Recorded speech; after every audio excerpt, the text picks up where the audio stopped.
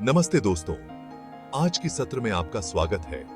हम आज के अध्याय डीप वाटर की गहराइयों में उतरेंगे, जो कि विलियम डगलस की आत्मकथा ऑफ मेन एंड माउंटेन से लिया गया है। यह अध्याय भय पर विजय और मानव आत्मा की शक्ति का एक शक्तिशाली उदाहरण है। तो चलिए जानते हैं कि डगलस ने पानी के अपने गहरे भय को कैसे पराजित किया। कल्पना कीजिए कि पानी का डर इतना गहरा हो कि इसका ख्याल ही आपको सिहरन महसूस करवा दे। यही विलियम डगलस की स्थिति थी। यह अध्याय उसकी बचपन की पानी के डर की बहुत ही जीवंत और दर्दनाक यादों के साथ शुरू होता है, जो एक कैलिफोर्निया समुद्र तट पर लगभग डूबने की घटना से प्रेरित था। यह डर उसकी जिंदगी पर कई सालों तक हावी रहा। लगभग 10 या 11 साल की उम्र में डगलस ने तैरना सीखने का निर्णय लिया। उम्मीद थी कि इस तरह वह अपने डर को जीत सकेगा। उसने एक ऐसे पूल को चुना जिसमें ढलान था, एक छोर पर उथला और दूसरे छोर पर गहरा। पूल सुरक्षित था, लेकिन उसका पानी का डर अभी भी जीवित था। उसकी मां की चेतावनियां और समुद्र तट पर पहले का भयानक अनुभव उसे सताते रहे।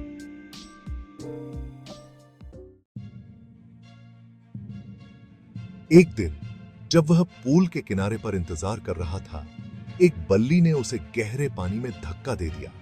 कल्पना कीजिए उस समय की घबराहट। डगलस ने खुद को बचाने के लिए तुरंत एक योजना बनाई। उसकी योजना थी कि जैसे ही उसके पैर पूल के तल को छुएंगे, वह एक बड़ी छलांग लगाएगा और सतह पर पहुंच जाएगा। हालांकि अपनी पूरी कोशिश के बावजूद वह जितनी तेजी से ऊपर आना चाहता था, उतना नहीं आ पाया। डगलस को केवल पानी ही नजर आ रहा था और वह घबराने लगा। उसने सांस लेने के लिए संघर्ष किया और उसे ऐसा महसूस हुआ जैसे वह फिर से डूब रहा है। अंततः उसने सतह पर पहुंचने में सफलता पाई, लेकिन वह हवा के लिए हाँफ रहा था और उसके पैर फंसे हुए लग रहे थे। उसे गहरा डर और शारीरिक दर्द महसूस हुआ। डगलस ने महसूस किया कि उसका संघर्ष केवल पानी के खिलाफ नहीं, बल्कि अपने स्वयं के डर के खिलाफ भी था। उसका दिल तेजी से धड़क रहा था और वह पैरालाइज्ड महसूस कर रहा था। यह डर उसे वर्षों तक पानी से दूर रखे हुए था। इसने उसे कैनोइंग और स्कीइंग जैसे गतिविधियों का आनंद लेने से भी रोका। डगलस ने अंततः एक स्विमिंग इंस्ट्रक्टर को नियुक्त किया। इंस्ट्रक्टर ने एक रस्सी का उपयोग करके उसे मार्गदर्शन किया, जिससे डगलस को पानी में आत्मविश्वास मिला। धीरे धीरे लगातार प्रैक्टिस से डगलस ने तैरना सीख लिया। उसका डर एक रात में समाप्त नहीं हुआ, बल्कि उसे स्किल और डिटर्मिनेशन से बदल दिया गया। 3 महीने की कठिन ट्रेनिंग के बाद डगलस ने अपने डर का सामना फिर से किया।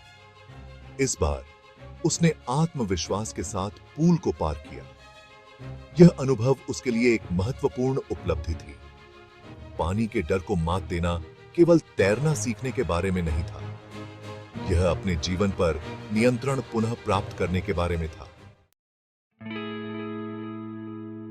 डगलस की यात्रा हमें डर और धैर्य के बारे में एक अनमोल सबक सिखाती है।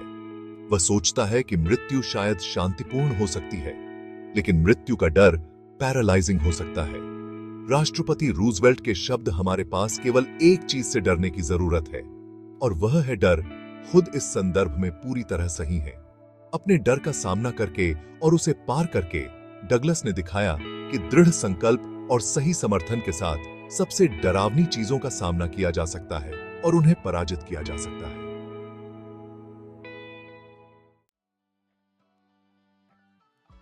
अब आइए चर्चा करते हैं। क्या आपने कभी ऐसा डर या चुनौती का सामना किया है जो अत्यंत कठिन लग रहा था?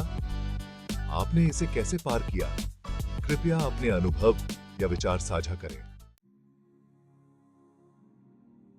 डगलस की प्रेरणादायक कहानी में शामिल होने के लिए धन्यवाद। याद रखें, डर को पार करने की यात्रा मानव दृढ़ता का एक शक्तिशाली प्रमाण है। अपनी सीमाओं को आगे बढ़ाते रहें और आप पाएंगे कि जो पहले असंभव लगता था वह आपके विजय की एक भाग बन सकता है। यदि आपके कोई प्रश्न हैं या अतिरिक्त स्पष्टीकरण की आवश्यकता है तो कृपया पूछें। आइए डगलस की कहानियों से प्रेरित रहकर अपने जीवन में भी उन पाठों को लागू करें। Make the background music clean.